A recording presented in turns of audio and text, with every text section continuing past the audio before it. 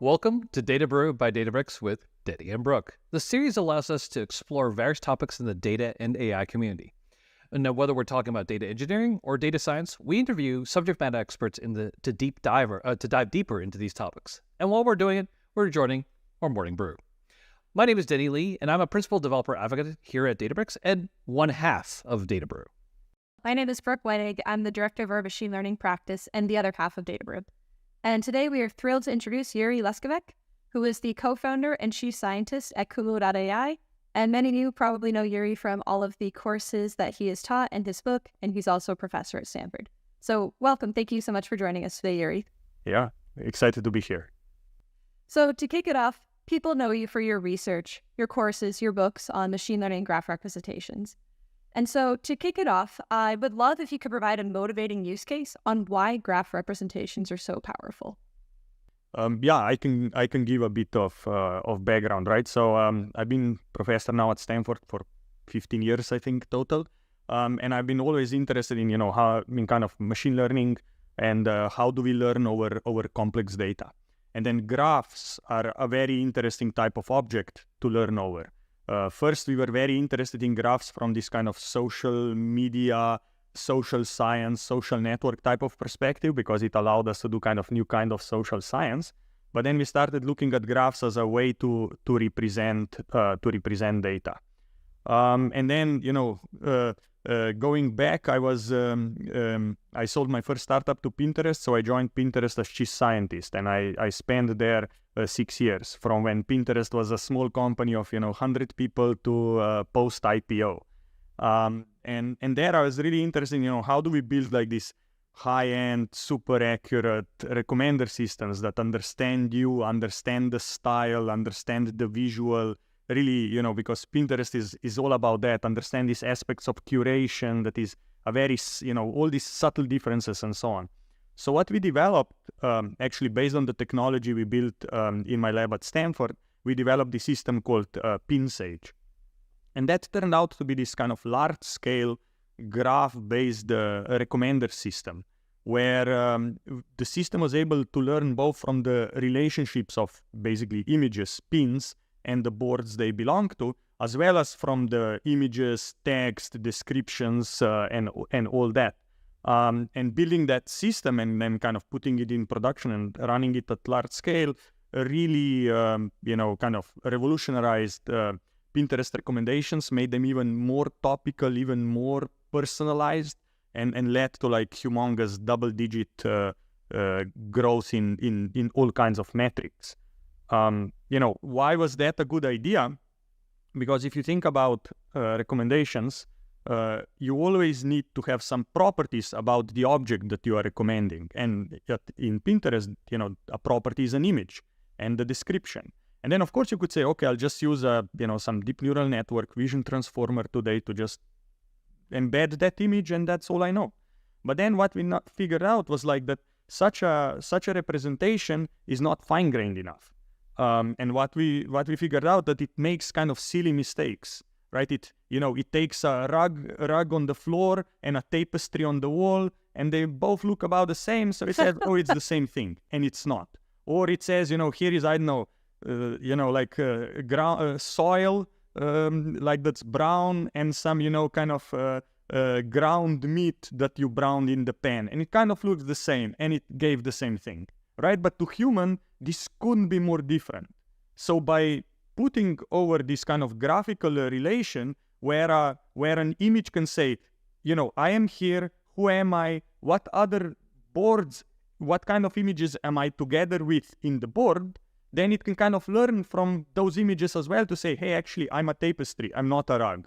Or, I'm soil, I'm not, browned ground meat, beef or whatever, right? So that really that intuition really allowed us to make a huge step forward in understanding user behavior, preferences, recommendations, and things like that.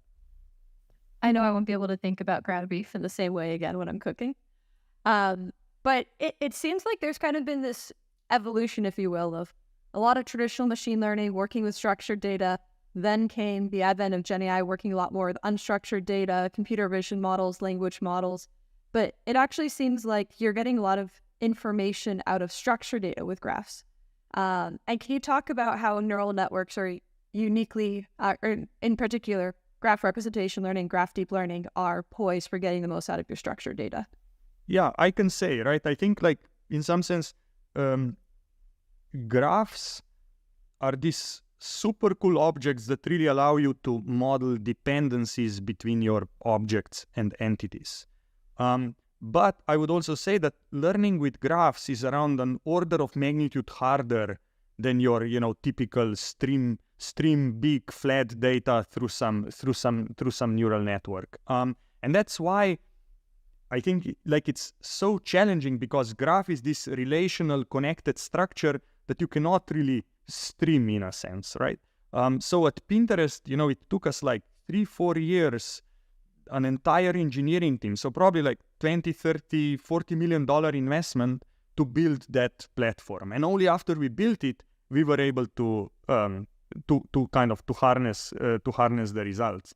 What I see kind of over and over again is that building graph learning platforms that scale is very, very hard, and lots of organizations are simply, don't have the talent, or it's very hard for them to build it, and it's a multi-year effort. The other thing I would say is, sometimes people say, oh, I'm not a social network, I don't have a graph. But our insight with this research we are doing at Stanford called Relational Deep Learning is that any set of structured data, any set of structured tables can be represented as a graph. And then you can say, okay, good, so database is a graph, so what, right? But the exciting thing is that we know how to apply deep learning to graphs, right? So that's the key insight. And why does that matter?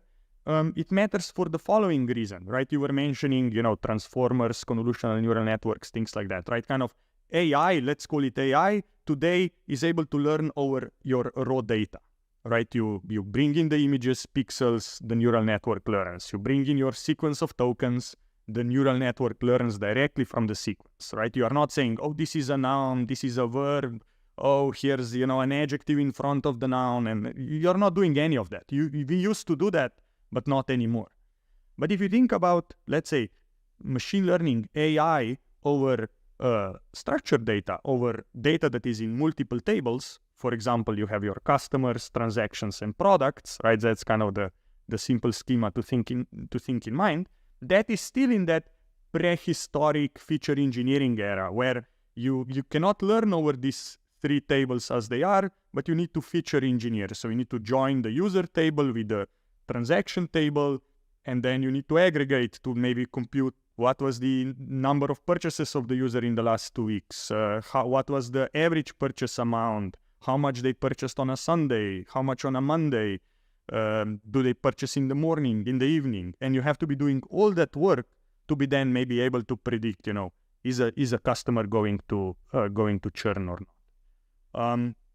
So kind of the point is that, but if you take this, let's say, simple 3-table schema, represent it as a graph, then you can basically apply what is called a graph neural network or a graph transformer directly to that data to just learn whether the user is going to churn or not, right? So what you just skipped, you skipped the entire process of feature engineering. And I think why that is exciting is that, what happened to computer vision, it went from feature engineering to neural networks learning directly from pixels. And that led from kind of subhuman performance to this kind of superhuman performance, right? In the old days, if I was like, I want to detect, whether there's a cow on the image, I'd be like, I need to detect one big owl and another owl, maybe that's a head, and several sticks, we'll call those legs, and if I have that, then it's a cow. Nobody does that today, right? So with this relational deep learning approach, you can basically completely circumvent feature engineering when learning over structured data spread across multiple tables. And what's the difference is that you can build now models much faster because you just point them to the raw data, and you go get a nice morning brew of coffee, and while waiting for the model to train. And then the other thing is the model can learn from all your data, right? So it's not limited by the data you just happened to put in as features. So that's kind of, I think, a long answer with several different points to your question. Yeah, but that's super compelling. So if I was to, for sake of argument, oversimplify the problem, right? You've got three tables, which you typically do like an aggregation and a group by, right? So this is me putting on my BI hat, which is my past, by the way. So, right? And I say, hey, I want to, exactly as you described, I want to calculate category of products by date, like fiscal month, by, the purchases, the number of purchases and summation. Are you saying relational deep learning with its building of a graph can, in essence, automatically figure that out? Does it automatically figure out the categorization, the aggregations, or like how do you tell it to basically build up these things, or determine, for sake of argument, outliers in the calculations that you're seeing? I'm just curious. Yes. So maybe the way to think of this is, right, let's say you want to build a model to predict whether the customer is going to churn. And let's say the churn for you means they don't buy anything next month, next 30 days in the future, no purchase. Then you can say, okay, what will I build this model based on? You could say, okay, I have a customer age, maybe I have the location, maybe I know whether they are a loyalty club member. Then you say, oh, I have also all their prior transactions. So you do what you said, you take your customer table, transaction table, join them, and then you do some kind of aggregation over that. So you could say average purchase in the last 1 week, in the last month, and you keep adding these features to create this big training table so that you can now predict that label. Right, and I think the point is that here, what that model at the end is going to look at is it's only going to be able to learn from those features, right? So maybe you said, okay, it's the number of purchases in the last 7 days and number of purchases in the last month, but what if in the last 42 days gives you a better prediction?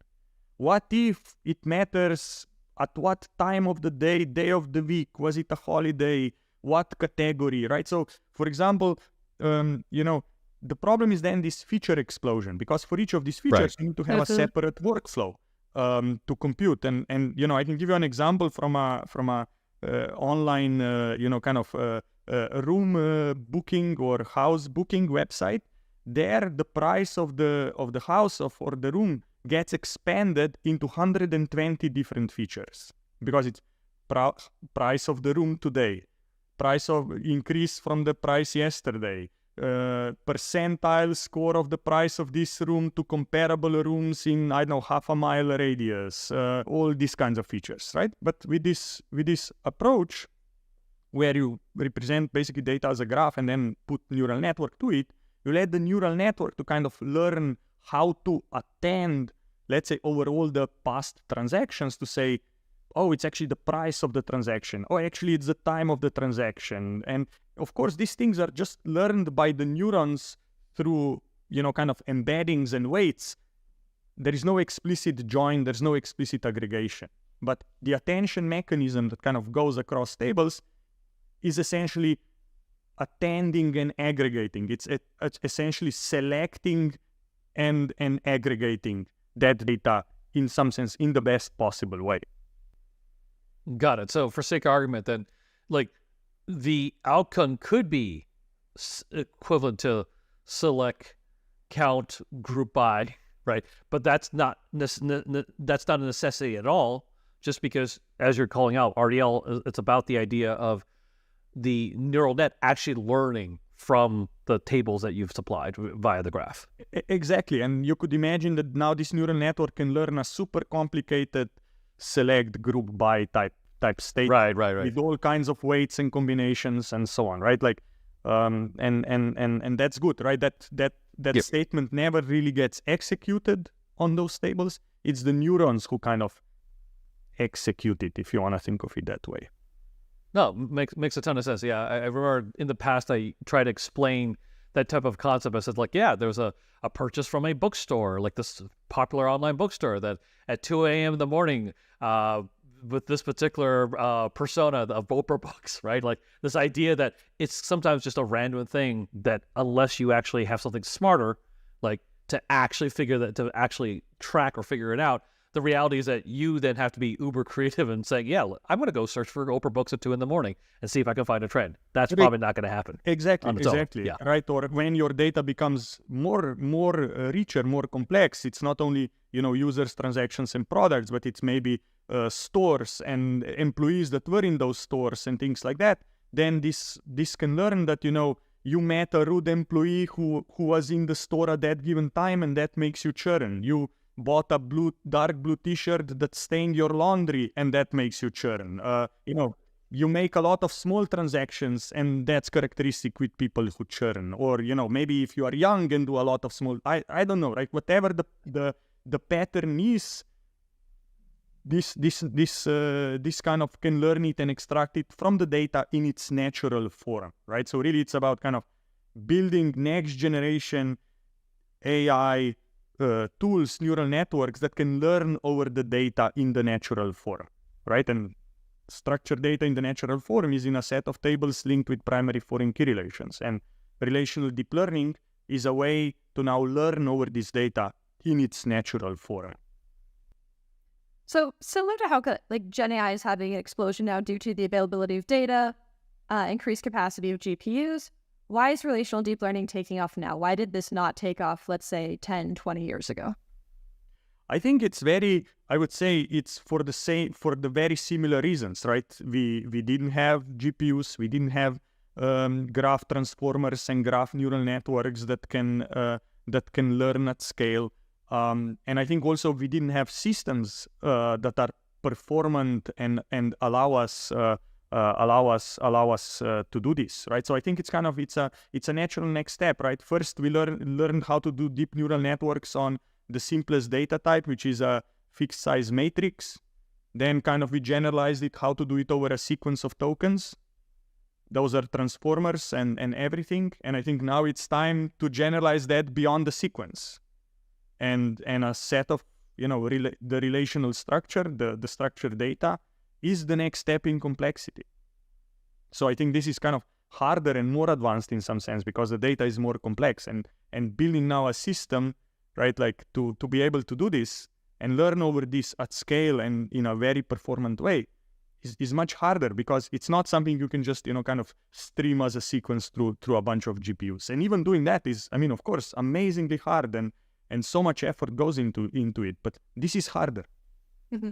And it seems like there's a lot of nice properties as well that come out of working with a graph structure, like going through your paper, the position paper on relational deep learning, how you can avoid data leakage by only having edges between nodes up to a certain time point. So that way you're not predicting the future, having already seen the future. So it seems like there's a lot of benefits that relational deep learning, graph deep learning really provide. That's a beautiful point, Brooke, that you are making, right? Like maybe we can try to explain this. It's right, like when you are computing these features, I don't know, imagine I'm doing a credit scoring model, so I want to predict whether, I don't know, I will pay back a loan. And, let's pretend today is January, 2023 when I'm about to take a loan, right? Then all the features like account balance and all that has to be computed up to that reference time. And only then I make a prediction. And then, maybe a month later, I go ask again to take another loan. Again, all the features need to be recomputed up to that reference point. And this means that for any point in time, almost like every second of the day, all the features need to be recomputed. And if people don't do that because it's too hard, so then you maybe just recompute your features every day, every month, whatever. But then when you are doing learning, many times it happens that feature was computed in the future and you are making prediction about the past. And, predicting past from the future is very easy. The hard thing is the opposite, right?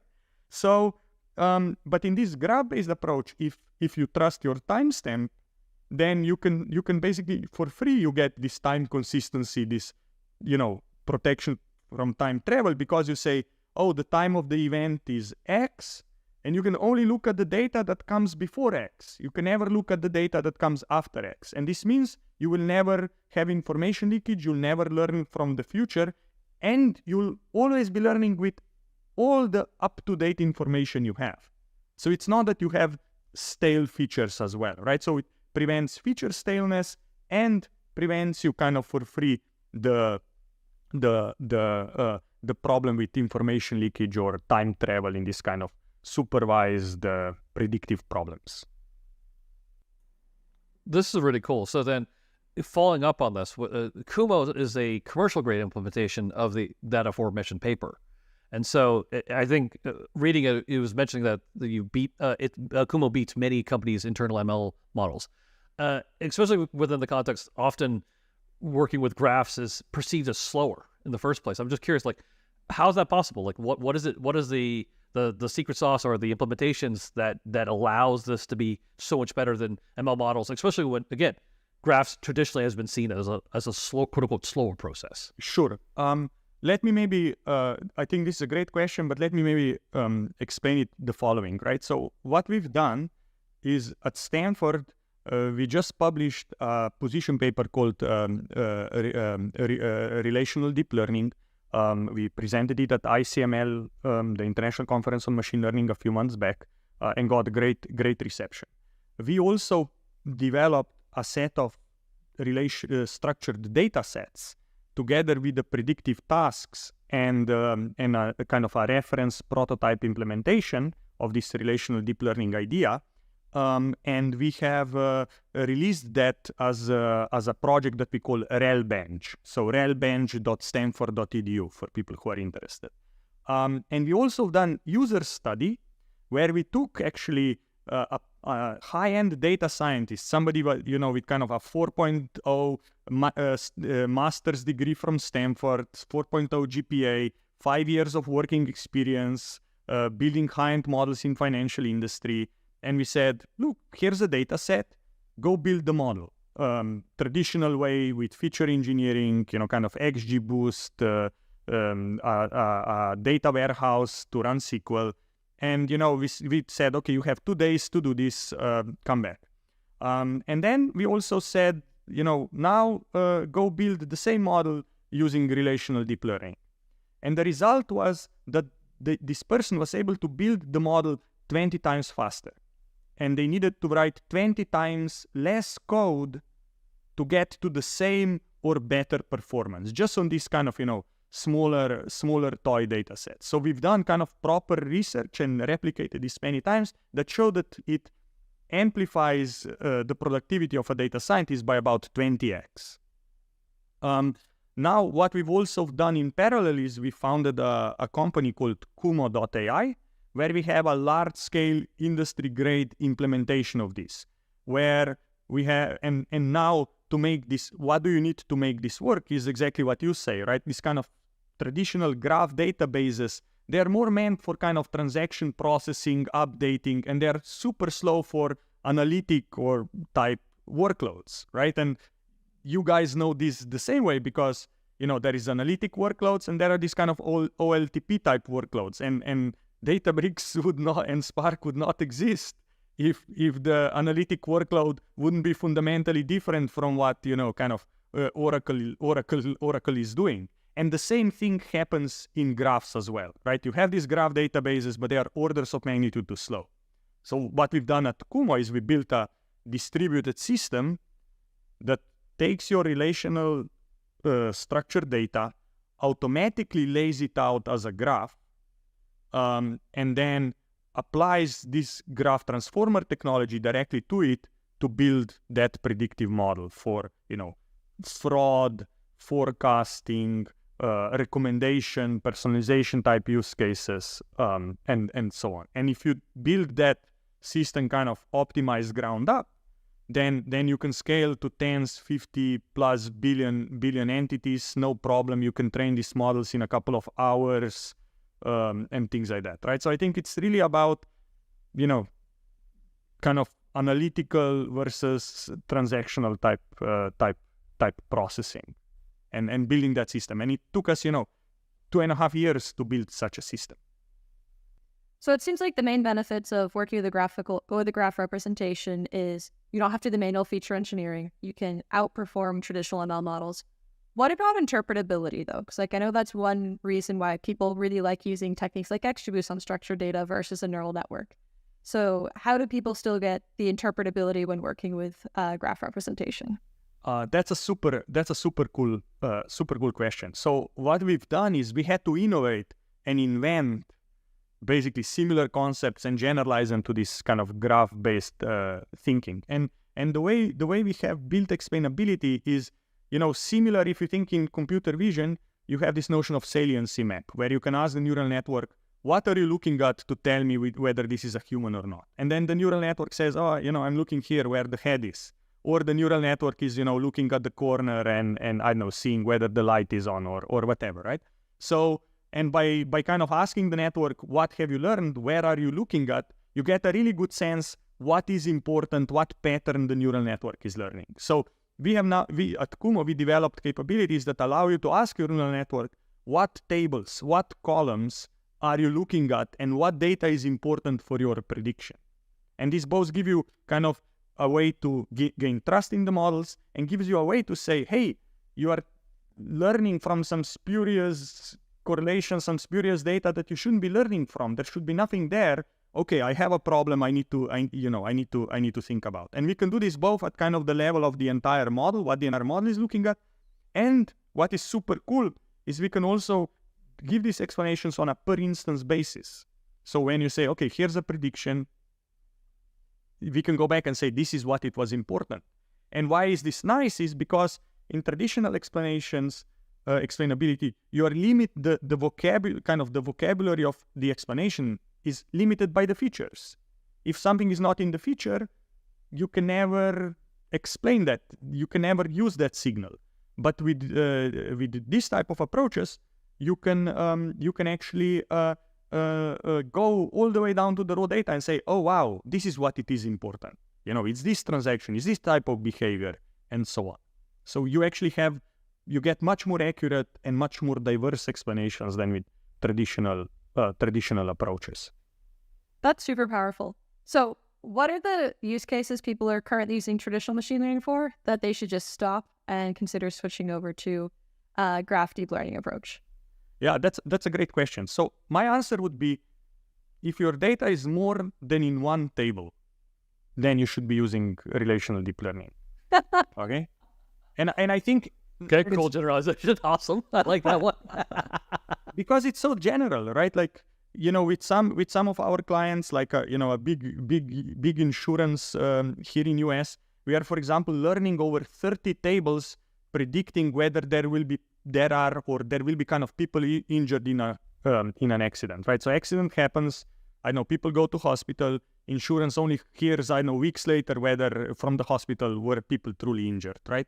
And they have, it's a very complex schema, 30 different tables with policies, claims, who was in the accident, what car, things like that, right? And doing feature engineering over 30 tables is a daunting task. With relational deep learning, you can build a model in a couple of hours or in a couple of days. Actually, we worked with them. We were able to build 62 different predictive models in a matter of 8 days for all different kind of properties, right? So that's kind of the power. So any kind of classification, regression, recommendations is another super cool and super powerful use case. Because in the graph world, the recommendation is a link prediction task. It's a link, you are predicting link between the user and the item or the user and the category. And the beautiful thing here is that when you think about graphs in recommendation personalization, usually people think of graphs as this kind of collaborative filtering, right? People, who is my lookalike? Whatever that lookalike did, I'm likely to do, right? And you can capture this through the graph-based signal.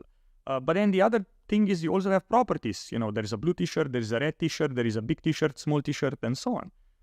And so far, when building recommender systems, it's been hard. You usually had a graph-based thing on one side and you had a feature-based thing on the other side. But those two never talked to each other.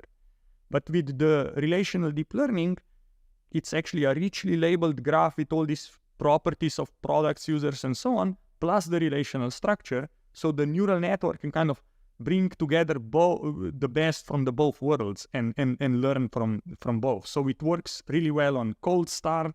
It works really well on people where you have lots of history. So I would say recommendations is another excellent use case. We see great results in fraud. Fraud is interesting for two reasons. First is fraud is like very subtle, like people, it's very hard to detect it, right? So, but with this kind of graph-based approach where you put all these little signals together, the network can learn. And then the second thing is in fraud behaviors change all the time, right? So as a, let's say, fraud machine learning engineer, you're always playing catch up. You're always engineering new features. Every day you're engineering new features because the fraud vectors patterns are changing. With this neural network-based approach, there's nothing to engineer. You just retrain the network, and the network is going to pick up the new patterns, the new, signals, whatever you want to call them. So retraining and keeping the model not to degrade is actually much, much easier than always kind of playing catch up and always, oh, the model has degraded. Let's engineer new features. You engineer new features. Oh, it's getting better. You have 2 weeks of peace, and then again, oh, it's degrading, engineer more features, and so on. So this feature experimentation that is happening a lot is also kind of going away. So that's, I would say, kind of are good use cases. This is a really, really cool and really interesting because I love the idea that I don't have to keep on building new features to do feature engineering. So sold on that part. But I guess like the part of me that also asks from a performance, from a latency, from a cost perspective, like the cost to retrain or cost to add to it. Like how am I supposed to think about that? Because sort of I was alluding to previously that, graphs traditionally are seen as slower, right? So I'm just curious, like how does what is the performance implication or the cost implication for constantly doing things like this? Yeah, good point, right? I think the beauty here is that you don't have to have a graph. You just need to have structured data. Okay, and then the rest of kind of the graph building and all that is automatic. Traditionally, that's been all you have to do that manually. And then you're like, how do I build a graph? What do I put in there? How do I annotate it? And that takes half a year just to do that. And then you're like, okay, now I get some value. Here, you just say, these are the tables. Let's start learning over it. So you don't need to even build a graph. The graph just gets built automatically. I think the second thing is, in terms of cost, if we accelerate a data scientist 20x, then, what's the cost of 20 data scientists? We are far, far cheaper than the cost of 20 data scientists, right? And just to say, right, also, right, like these models are very efficient in a sense that you can train them in a couple of hours, you can train them in a day. So we are not talking now about hundreds of GPUs running for months or thousands of GPUs running for months, right? So actually from the cost perspective, it's very, very competitive. Like you get better models, you get them much faster, and even just the amount of human labor that you saved pays for all the additional computation, right? An hour of a GPU is far cheaper than an hour of data scientist. I was sold at the one table threshold. Sure, even more. Honestly, I was too, but still had to ask, and I'm definitely even more sold, so we're good. And so I would love to dive a little bit deeper into the technical side of things, because I know under the hood it's using attention across many tables. Could you talk a little bit more as to the inner workings of how this actually works under the hood? Yeah, so the way we do this kind of conceptually, the simplest way to think of this is that we take the tables, and every table defines, let's say, a node type. And every node is annotated with attributes which are the columns of that table, okay? And now that we have these node types, for every row, we create a node. So for every customer, there is a customer node. For every transaction, there is a transaction node. For every product, there is a product node. And then primary foreign key relations, where a customer ID points to the transaction ID, that's just an edge. Okay, so you can automatically create this. It's a bijection, if you want to think of it that way. Of course, when we actually do this in practice, we are a bit smarter how this graph is created, but conceptually you can think of it, you just have this heterogeneous graph, nodes are annotated with column information, and there are timestamps so that when the neural network arrives to the node, it knows what time it arrived there, so it knows it can only look at the links that happened before the arrival time, not after. So given that we talked about information leakage and time travel. So that's the approach. And then what you need to do now to make this scale is that we actually separate out the graph wireframe from the node attribute information. We distribute the wireframe across large memory machines, so machines with terabytes of RAM, and we put the column information on fast SSDs. Okay, and then the third type of machine that you need is the GPU machine. So now what you need to be doing is the following.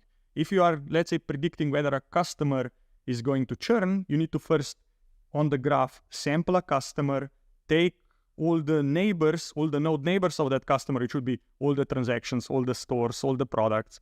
And you do that one hop, you do that two hops, you sample that, you move it to the place where you have the attribute information to attach that on that your small local subgraph patch.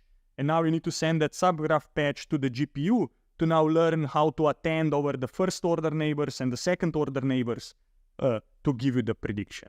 And this only starts working when you can do all this complicated process very, very, very fast, right? To actually keep the GPU busy at the end of the day. So we've built, I built a system like that first at Pinterest, and now we have a generalized version, a super scalable version of that here at Kumo as well.